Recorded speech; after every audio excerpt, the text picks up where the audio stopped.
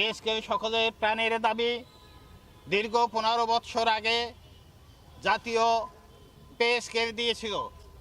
এই 15 বৎসরে দ্রব্যমূল্য সহ জীবনযাত্রার মান অনেক কষ্টকর হয়েছে প্রত্যেকটি কর্মচারীর।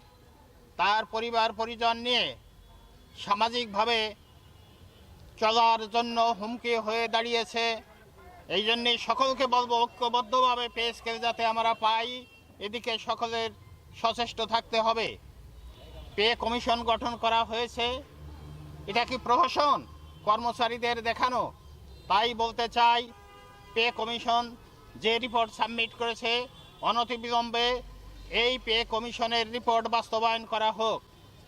ইতিমধ্যে আমাদের অনেক বক্তা বলেছেন যে এই অন্তর্বর্তীকালীন সরকার বিভিন্ন ধরনের উন্নয়নমূলক কাজ সহ অনেক কঠিন পদক্ষেপ গ্রহণ করে সাকসেসফুল হয়েছে। অতএব পে কমিশন দেওয়া এদের জন্য কোনো বিষয় না, এটা রাষ্ট্রের কোনো প্রতিবন্ধকতা না।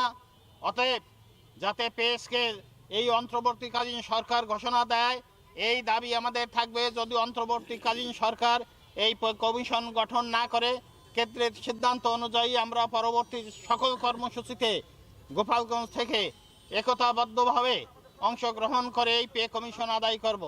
স্কেলের জন্য বিভিন্নভাবে কলম বিরতি আন্দোলন করে আসছি। সরকার বাহাদুর আমাদেরকে বলছিলেন দেব, এবং পে কমিশন গঠন করেছেন। পে কমিশন গঠন করে আমাদের পে কমিশন একটা রিপোর্ট উপস্থাপন করেছেন, একটা প্রতিবেদন দিয়েছেন। আমরা বড় আশা বেঁধেছিলাম বুকে, ইনশাআল্লাহ হয়তো আমরা কিছু পাবো।